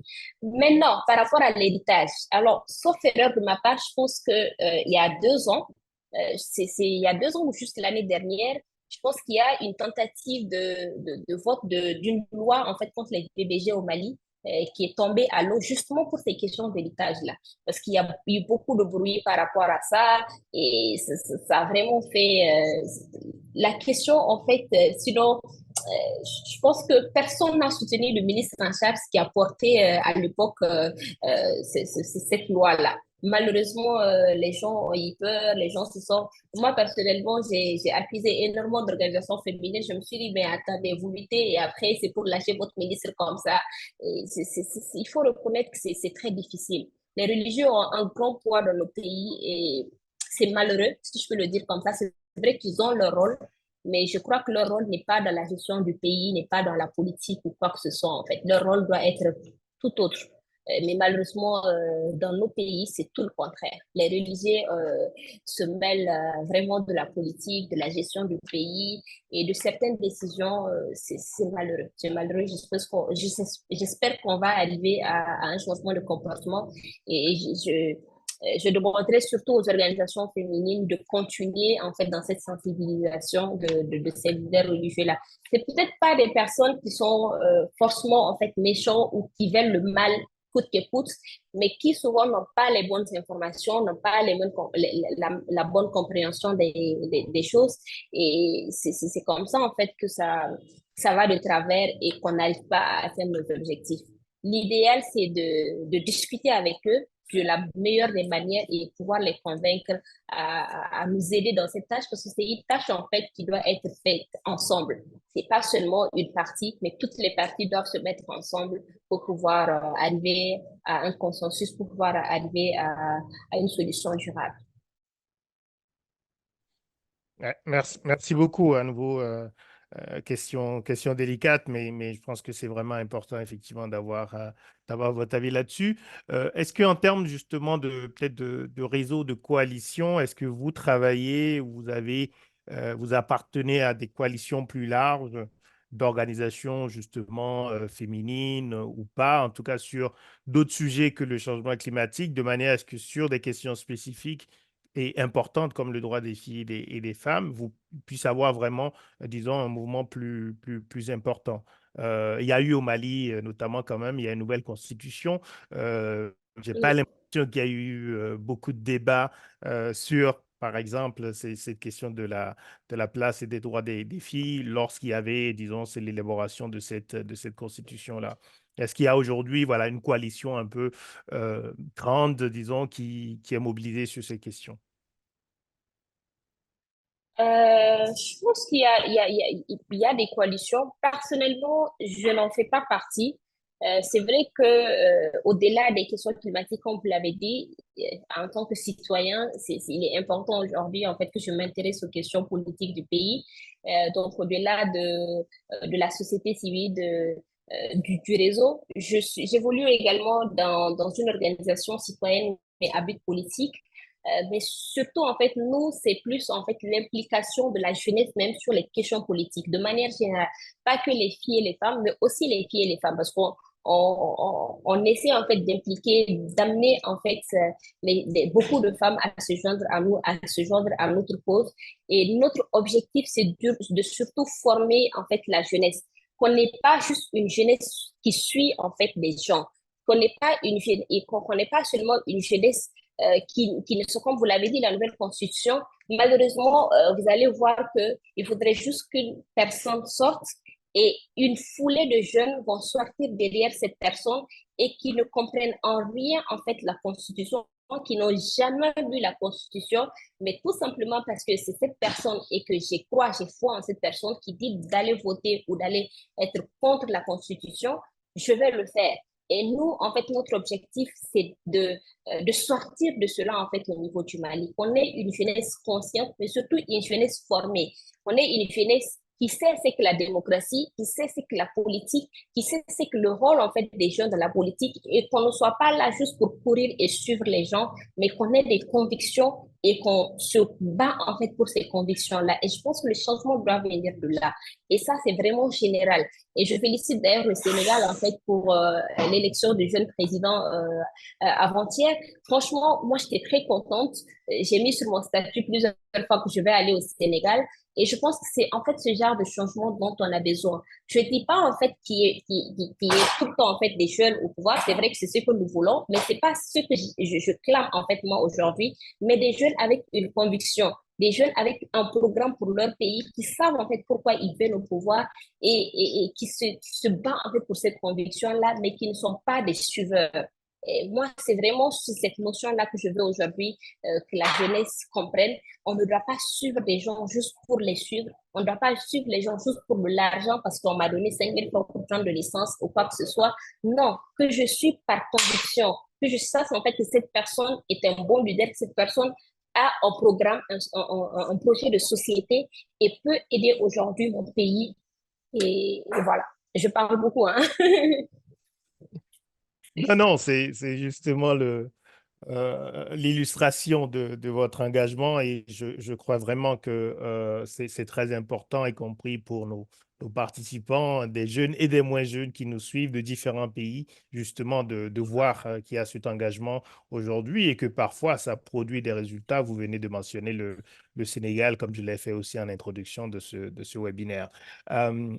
Ouais. Je salue aussi vraiment la diversité justement de nos participants. Je vois qu'il y a quelqu'un de Djibouti qui explique que finalement les problèmes que vous décrivez au Sahel concernant les filles et les femmes sont sensiblement les mêmes qu'à Djibouti, qui est de l'autre côté du continent. Et c'est vraiment Ouais. aussi ce qu'on essaie de faire avec cette plateforme, avoir cette ouverture sur plusieurs pays. Et également un autre participant, Karna Soro, du nord de la Côte d'Ivoire, anthropologue, qui estime qu'on a du mal à avoir une lecture objective et critique de nos traditions et que ça, c'est indispensable, notamment pour faire évoluer les politiques en matière de genre. Et je pense que c'est très juste parce qu'il y a souvent un mélange entre les traditions, la religion et beaucoup finalement aussi de prises de position qui défendent finalement simplement le pouvoir, hein, le pouvoir des hommes notamment. Donc, on le sait, c'est vrai, c'est pas vrai seulement en Afrique. Donc, merci beaucoup. Peut-être une dernière question, en revenant sur la question du changement climatique, parce que vous avez dit tout à l'heure, vous avez un peu, enfin, quand même souligné que c'était pas, ça ne semblait pas être tout à fait en haut des priorités aujourd'hui dans les Ouais. politiques publiques au Mali. Euh, Est-ce qu'il y a quand même, enfin, est-ce que dans votre activité, c'est sensibilisation des jeunes, soutien notamment financier de partenaires souvent internationaux et étrangers, mais pas vraiment de plaidoyer direct auprès des autorités politiques. Est-ce qu'il y a au fond aujourd'hui un interlocuteur clé, un ministère, une agence qui est vraiment dédiée à ces questions de lutte contre le changement climatique et avec lesquelles vous avez des interactions? Oui, justement, il y a le ministère de l'Environnement, de l'Assainissement et du Développement durable qui traite toutes les questions liées au changement climatique au niveau du Mali. Et oui, je dirais que je suis vraiment en bon terme avec le ministère et on évolue ensemble, on travaille ensemble. Il faut reconnaître que c'est quand même un ministère qui implique aussi la jeunesse. Récemment, ils ont lancé un projet de restauration en fait des sols dégradés au Mali. Et je pense que beaucoup d'organisations de jeunes ont été invitées à cette initiative, au lancement de ce projet pour voir en fait comment ensemble on peut arriver à mettre en œuvre ce projet et le mettre à bien. Et même récemment à la COP, on a participé avec le ministère. Le ministère a amené en fait une équipe vraiment jeune et on a essayé de travailler ensemble, à participer à des événements ensemble et à chercher en fait des solutions ensemble. Donc oui, il y a ce ministère-là, et un ministère en fait qui a aussi plusieurs détachements, plusieurs directions, comme l'a dit l'Agence de l'environnement et du développement durable. Et je pense que c'est cette agence en fait qui travaille beaucoup plus sur les questions du changement climatique au niveau du Mali, et même le point focal climat au niveau du Mali est issu en fait de cette agence-là. Donc oui, je pense que ça va et on espère que ça va continuer comme ça commence à aller petit à petit. Mais je demanderais vraiment à nos autorités, à nos gouvernements de faire de cette lutte-là une priorité et d'impliquer beaucoup plus la jeunesse, d'impliquer beaucoup plus la jeunesse en fait. On ne peut pas rester en dehors de cette lutte-là. Non, je le dis très souvent, en fait, si on ne fait rien, c'est et notre génération qui sera foutue, pardonnez-moi du terme, mais aussi les générations futures, donc nos enfants et nos petits-enfants. Parce qu'en fait, les gens ont posé des actes dans le passé sans savoir que ça aurait de l'impact dans l'avenir. Donc, nous, si on ne fait rien, on va aussi continuer à poser des actes qui auront des répercussions sur l'avenir et ce serait l'avenir, en fait, de nos enfants et de nos futurs enfants qui seront en danger. Donc, c'est important qu'on soit impliqué à tous les niveaux et qu'on trouve ensemble des solutions de lutte contre ces changements climatiques-là. Merci. Je rappelais aussi tout à l'heure hein, que l'un de nos premiers dialogues, en fait le premier dans le cadre de cette série, c'était avec Yuba Sokona du Mali également et qui est installé au Mali et qui parle aussi aux jeunes de changement climatique. Je ne sais pas si vous êtes en relation, mais je pense que notre rôle, c'est aussi de la mise en relation et je pense que ça peut être très intéressant d'avoir justement ce dialogue intergénérationnel et qui permette aussi d'aller Tout à parler fait. directement aux jeunes, aux étudiants et à toute la société de manière à la fois factuelle, mais aussi très concrète des effets du changement climatique. Et donc, j'espère que voilà, que cela se fera. Il y a un collègue, Mahamadou Diawara du Mali, je pense qu'il y avait aussi une petite contribution à faire. Donc, je vais demander à mes collègues de lui permettre de s'exprimer directement. Je pense que le micro est activé. Mahamadou? Oui, vous me recevez? Non. Oui, très bien. Ok, super. Alors, merci beaucoup. Je commence d'abord par féliciter ma jeune sœur pour sa contribution et tout son engagement. Je la connais depuis longtemps. Je voulais intervenir enfin, contribuer sur une question qu'elle a évoquée, c'est justement ce projet de loi porté par la ministre sur les DBG qui a fait l'objet d'une vive réaction des organisations religieuses, singulièrement le shérif de Nioro. Je ne sais pas si vous me recevez toujours. Oui, Mahamadou, on t'entend. OK, très bien. Donc, justement, il faut noter que c'est un acte assez majeur, assez symbolique, qui m'a personnellement marqué parce que ça a eu lieu en pleine transition. Quand la ministre Bintou Founès Samake a porté ce projet, le shérif de Nioro a carrément réclamé son départ du gouvernement. Et malgré les résistances des autorités de la transition, ils ont fini par céder et puis la ministre a fini par partir. Et donc, ça, pour moi, c'était quand même un signal extrêmement fort du degré auquel les organisations religieuses ont un poids dans la vie politique du pays et du fait également que finalement tous les progrès qui ont été faits sur la question du genre et de la promotion des femmes dans la vie publique au Mali restent quand même butés à ce mur-là. Et c'est une question qu'il faut travailler. Le deuxième point sur lequel je voulais intervenir rapidement sans être très long, c'est que justement dans cette bataille de la promotion de la femme et de la participation et l'implication des femmes dans la vie publique du pays, il y a un aspect extrêmement important qu'il faut prendre en compte, c'est le processus scolaire et universitaire sous le prisme du poids des présenteurs sociaux, c'est-à-dire le rôle et la responsabilité de la femme et de la jeune fille, tel que perçu par nos communautés, la mobilise tellement dans des tâches sociales et ménagères que finalement, en fait, ça l'handicape pour une continuité en fait, de son cursus scolaire. Or, lorsque les gens n'ont pas les mêmes chances à la formation, ils ont difficilement les mêmes chances à la compétition. Voyez-vous, donc je pense que c'est l'une des questions sur lesquelles j'invite notre intervenante à davantage axer son combat, c'est justement comment garantir, comment lutter contre la déscolarisation des jeunes filles. Et je pense que c'est quelque chose qui sera extrêmement déterminant pour que justement on puisse arriver à des résultats intéressants à la fin. Par exemple, on a la loi 052 qui garantit un certain quota de 30% dans tous les postes nominatifs et électifs, mais dont l'application devient extrêmement difficile du fait justement que même si on a des femmes qui ont les diplômes, qui ont un niveau de formation, vous allez vous rendre compte que bon, le nombre est moindre par rapport aux hommes, mais aussi en termes d'expérience, il y a extrêmement de difficultés.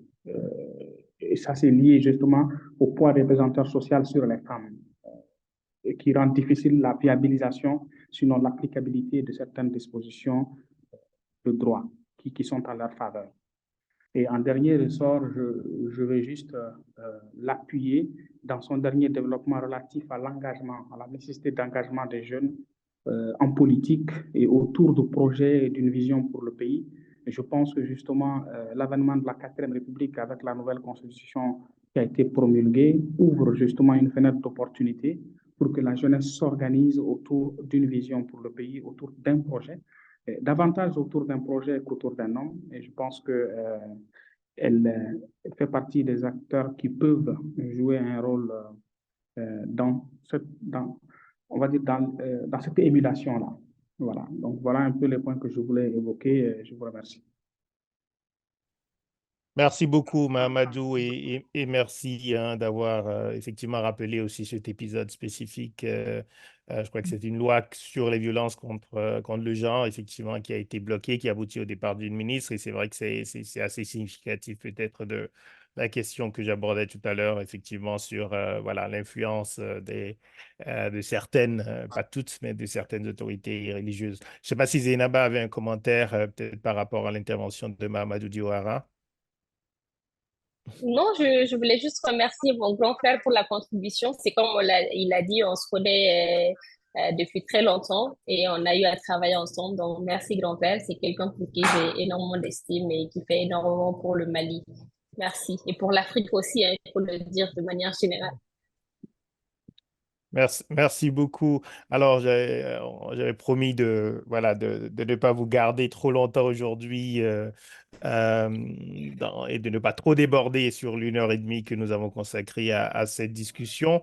Mais peut-être il y a deux questions voilà, qui sont posées. Je ne sais pas si vous avez peut-être juste une dernière réponse par rapport à ça. Il y avait une question sur les opportunités justement offertes pas par le changement climatique, mais par la lutte contre le changement climatique pour les jeunes, tout ce qui concerne la transition énergétique, le digital, l'entrepreneuriat vert. Voilà, il y avait une question par rapport à ça. Je ne sais pas s'il y a des éléments peut-être que vous pouvez mettre en avant. Et il y avait une autre sur le rôle que les hommes peuvent jouer pour soutenir l'autonomisation des femmes. Je pense que ça aussi, c'est quand même une question extrêmement intéressante. Et on aime bien, Wati, vraiment terminer sur sur une ou deux idées clés que vous souhaiteriez peut-être qu'on retienne et qui sont plutôt des idées d'action et qui permettent peut-être à d'autres aussi d'avoir un impact, que ce soit au Mali ou dans tous les pays de la région sur les sujets qui vous intéressent. Alors, on va aller rapidement par rapport à la première question. Je pense que on le dit très souvent, hein. En fait, au Sahel, c'est vrai que les changements climatiques ont un impact négatif, mais on doit aussi, en fait, à un moment donné, utiliser les changements climatiques comme opportunité. Et je pense que l'UNIS, ça doit être le bureau du secrétaire général des Nations Unies pour le Sahel, c'est au Sénégal, l'UNIS. Il travaille en fait sur un projet de Green Recovery, donc la relance verte Je pense que c'est aujourd'hui un projet d'envergure pour le Sahel et qui est placé en fait en termes d'opportunités liées au changement climatique au niveau du Sahel. Donc, il pourra se renseigner sur ça. Et comme il l'a dit, en fait, il y a aussi les transitions énergétiques aujourd'hui. L'Afrique est un pays, vous l'avez dit, il fait extrêmement chaud actuellement au Mali. C'est la même chose un peu partout au Sahel.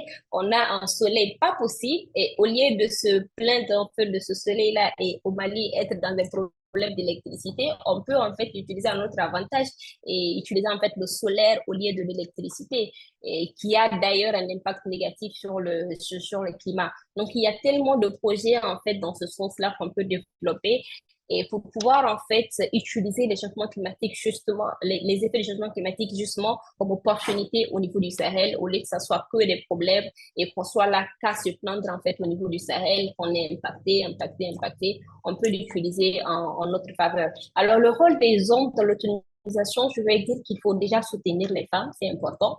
C'est vraiment prioritaire, c'est un premier point et très important. Il faut soutenir les femmes. Il ne faut pas, en fait, prendre les femmes comme des rivales, prendre les femmes, en fait, comme des ennemis. Non.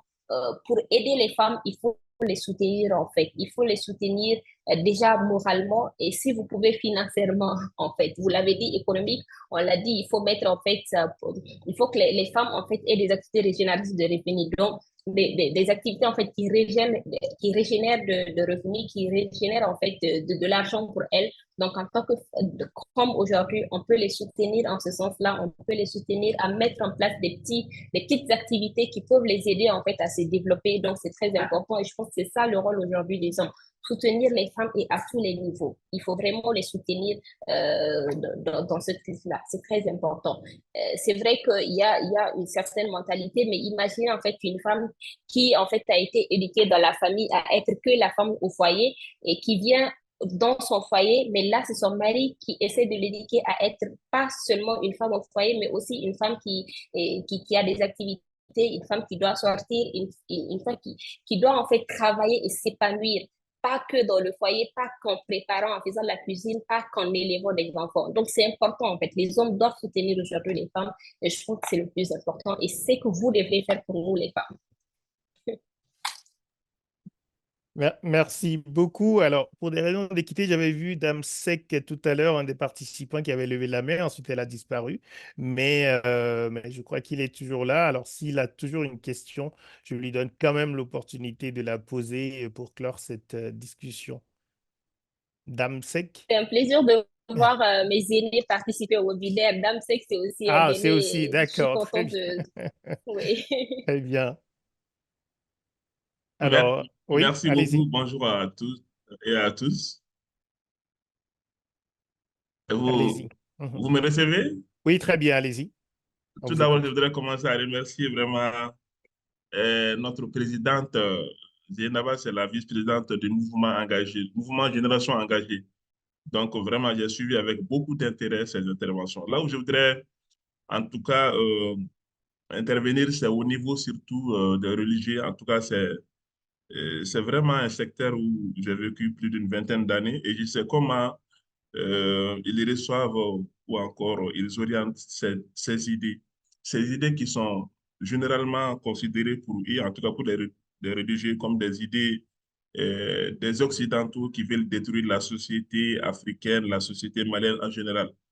Donc, Zainaba, je pense qu'elle a déjà parlé sur ça et je pense elle a donné même une orientation, voire même une solution à ça.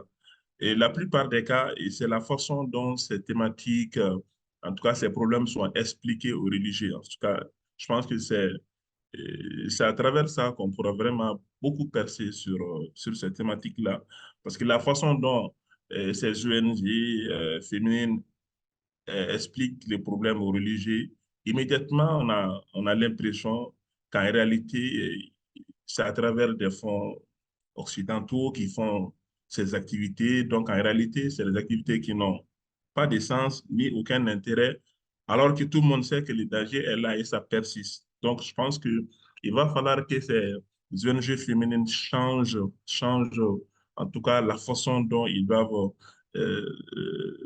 la façon dont ils doivent parler de ces thématiques-là, surtout aux religieux, les inviter, les expliquer et se faire aider par d'autres religieux qui ont vraiment compris ces thématiques-là. Ça pourra beaucoup aider.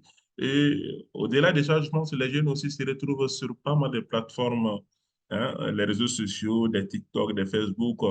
Et c'est aussi des espaces pour pouvoir faire comprendre beaucoup de religieux, mais beaucoup de jeunes aussi. Je pense que la tendance sera quand même relevée, mais il y a beaucoup à faire, il y a beaucoup à faire. Et je vous remercie pour cette initiative et remercier notre présidente, l'encourager beaucoup sur ce combat et remercier l'ensemble des participants. Merci beaucoup de m'avoir donné cette occasion. Merci, merci, M. Damsek. Un grand plaisir pour nous. Zainaba, je suis désolé, je suis obligé de prendre aussi une toute dernière parce que voilà, sinon, mais par contre, ce sera bien la dernière. Je vois une main levée de Mariken Balk, donc qui peut aussi, voilà, peut-être faire son commentaire, poser sa question. Et ce sera la dernière intervention de nos participants. Mariken Balk. Bonjour à tous, je m'appelle Marika. Honnêtement, je n'ai pas une question maintenant, mais je trouve que c'est très intéressant. Et moi, je travaille pour l'ambassade des Pays-Bas et je fais une petite recherche à la politique féministe au Sahel et au Sénégal en particulier. Mais merci beaucoup pour aujourd'hui, c'était très intéressant. Merci beaucoup. Merci, Madame Balk. J'imagine que vous êtes basée au Sénégal, avec compétences également sur le Mali. Mais merci, merci pour votre intérêt pour la discussion. Et je pense que l'intervention aussi de M. Seck et beaucoup d'autres montrent qu'il faut qu'on continue à travailler sur ces questions. Je pense que M. Seck parlait de la manière dont les organisations féminines ou en tout cas qui travaillent sur les droits des femmes interagissent avec les acteurs religieux. La question le financement et la perception que parce qu'on est financé par des pays occidentaux, c'est forcément une forme de véhicule d'idées qui serait contraire à nos traditions. Et je crois que c'est une question centrale et qu'il faut absolument déconstruire parce qu'au fond, à nouveau, lorsqu'il s'agit de travailler pour le bien-être des filles et des femmes, on ne voit pas très bien en quoi est-ce que ce serait contraire à nos traditions. Mais c'est un vrai sujet et je pense qu'on va devoir y revenir effectivement peut-être prochainement hein, sur cette question d'égalité des genres en lien avec l'avenir de nos sociétés et en lien avec parfois le discours qui consiste à décrédibiliser ces combats en disant qu'ils sont essentiellement téléguidés par des pays étrangers. Merci beaucoup pour cette conversation. Merci à toutes et à tous. Au Club du Sahel de l'Afrique de l'Ouest, que nous remercions à nouveau, Madame Jennifer Shehan. Peut-être d'ailleurs qu'elle a peut-être un mot à dire. Si elle a un mot à dire, bien sûr, il est bienvenu. Jennifer, vous pouvez Oui, lever je la main. voulais Voilà, allez-y. juste vous remercier pour cette conversation passionnante qui a couvert plein de sujets différents, non seulement le changement climatique, mais le droit des femmes sur plein de sujets différents. Donc, je remercie Zeneba énormément et Wati également. Merci beaucoup pour l'opportunité. Merci, merci à vous. Et je rappelle que vous avez présenté donc les travaux, aussi la série, le podcast sur les droits des femmes, les publications du Club du Sahel que vous pouvez retrouver sur le site internet du Club du Sahel et de l'Afrique de l'Ouest. Nous sommes très attachés en tant que think tank, évidemment, à la recherche et à l'utilisation des produits de la recherche. Et le Club du Sahel produit énormément de publications. C'est l'occasion déjà peut-être de vous alerter sur le prochain rendez-vous Wati Club du Sahel qui portera sur un autre sujet très important pour nos deux organisations, l'urbanisation, avec là encore plusieurs liens avec le changement climatique, mais aussi avec la dynamique démographique dans la région. Et donc, on va l'annoncer très, très rapidement, hein, la date donc, de ce webinaire qui sera en format table ronde virtuel. Et terminer aussi en rappelant l'importance de l'action collective. Je crois qu'en écoutant Zainaba, mais aussi en rappelant à nouveau ce qui s'est passé au Sénégal, on voit la force de l'engagement, la force de l'action collective, la force de la jeunesse et je dirais aussi de la transmission intergénérationnelle, parce que c'est lorsqu'il y a des alliances qui se font entre différentes catégories de la population qu'on a la possibilité d'avoir des résultats. Et je crois que cette transmission est absolument essentielle. Et la jeunesse est un passage, donc nous le savons tous. Donc les personnes qui animent des organisations de jeunesse aussi, évidemment, quelques années plus tard, ben, elles passent de l'autre côté. Donc c'est vraiment important, je pense, d'avoir ces espaces de conversation permanente entre les générations. Et c'est aussi ce que nous essayons de faire à OATI. Donc, merci à toutes et à tous. Vous pourrez retrouver toutes nos publications sur le site principal wati.org, mais aussi sur le site Afrique de l'Ouest politique, en partenariat avec la Fondation Konrad Adenauer. Vous pourrez retrouver tous nos événements en ligne sur la chaîne YouTube de Wati. Et si vous ne l'avez pas fait, vous pouvez aussi vous inscrire sur la newsletter pour recevoir chaque semaine toutes les nouvelles de Wati. Merci à toutes et à tous et bonne suite de journée au Mali, au Sénégal, à Djibouti, un peu partout. Et bonne suite de Ramadan aussi. Voilà, à toutes et à tous et à très bientôt.